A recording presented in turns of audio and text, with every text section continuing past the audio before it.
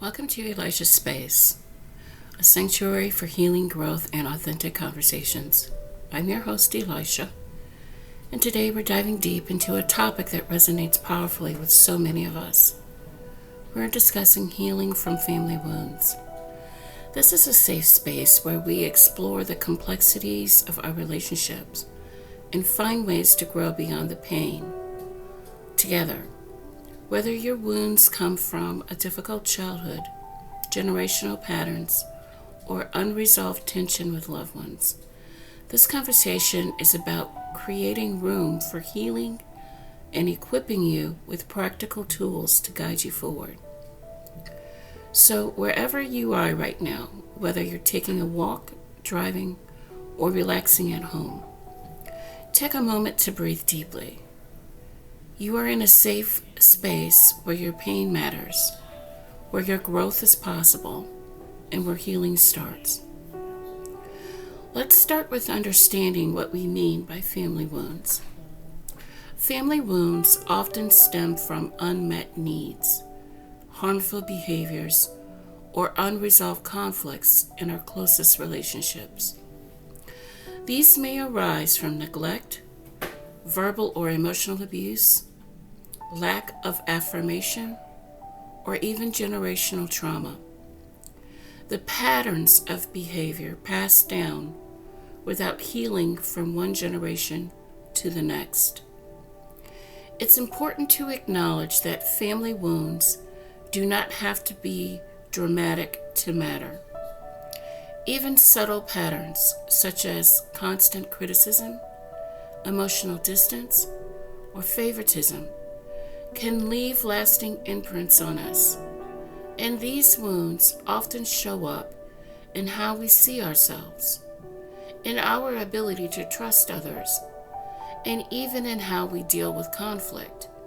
So, step one, take a moment and give yourself permission to acknowledge that the hurt you feel is valid.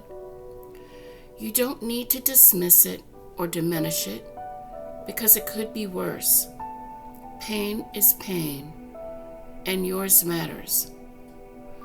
One of the most powerful steps towards healing is gaining awareness of the patterns in your family relationships.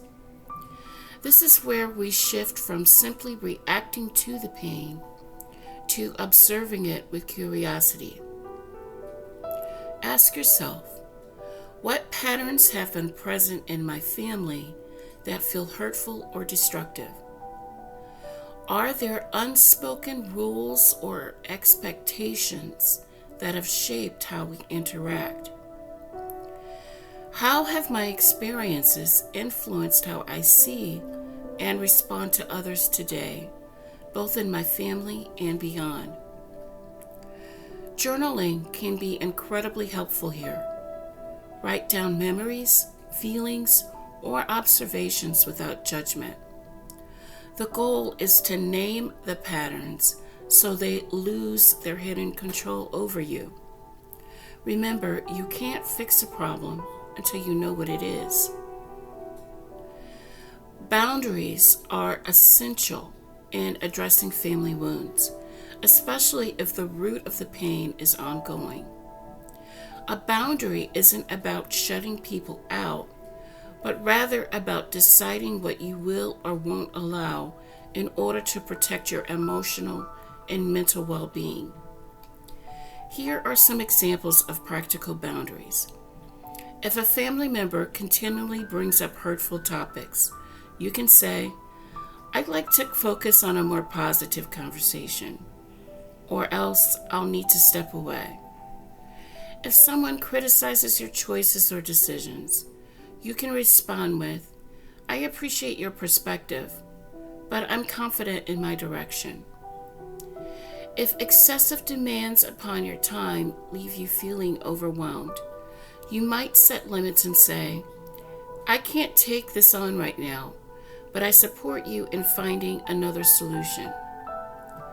Boundaries can initially feel uncomfortable, especially if you're used to prioritizing family over your own needs.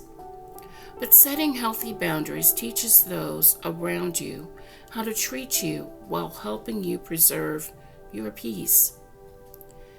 Healing always involves processing the emotions attached to the wounds. You may feel anger, sadness, disappointment, or even guilt. It's common to want to push these emotions aside to avoid dealing with them, but that only buries the hurt deeper into your spirit. Here's a simple exercise you can do to process your emotions. 1. Find a quiet moment. 2. Close your eyes and name what you're feeling. Use specifics like, I feel angry because, or I feel sad because. Let yourself fully feel the emotion without judgment. If you need to cry, cry. If you need to be alone for a bit, take that time. End by reminding yourself, this feeling is valid, but it doesn't define me. This is part of my healing, not the whole of who I am. Sometimes even writing letters to family members, whether you give them these letters or not, can help you express feelings you've been holding on to.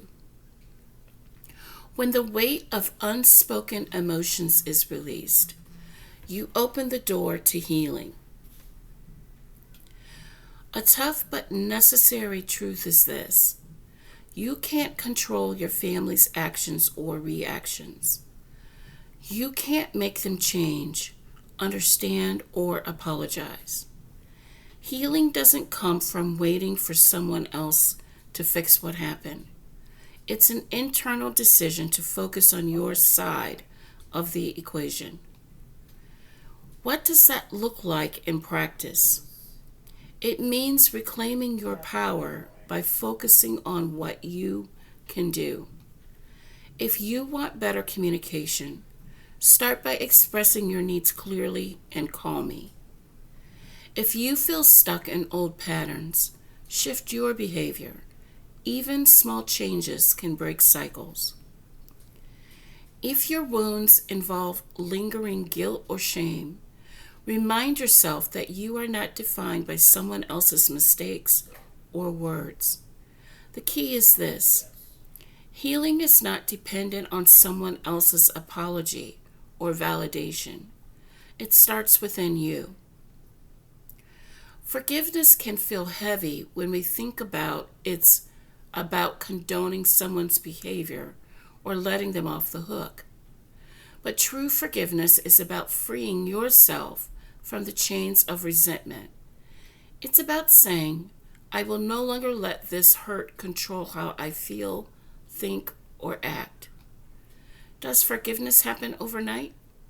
Absolutely not. For some, it can take months or years, and that's okay. Start small. Begin by forgiving yourself for any ways you feel you failed.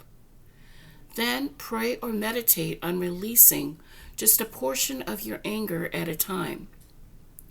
When you're ready, whether it's today or years from now, choose to lay the hurt down completely. Remember, you're doing this for you, not for them. Healing from family wounds isn't just about addressing the hurt. It's about rediscovering who you are beyond that pain. This involves intentionally rebuilding yourself. Surround yourself with people who affirm and support you. Invest in personal growth through books, skills, or activities that inspire you.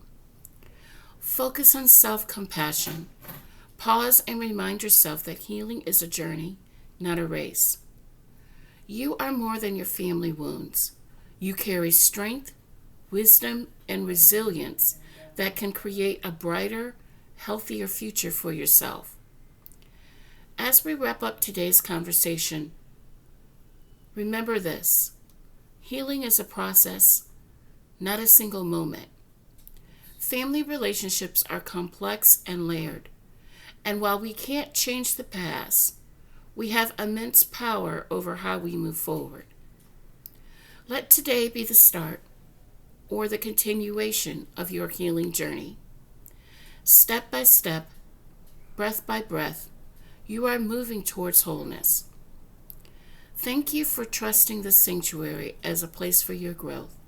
Until next time, may you hold on to hope, cherish your strength, and find peace in your healing.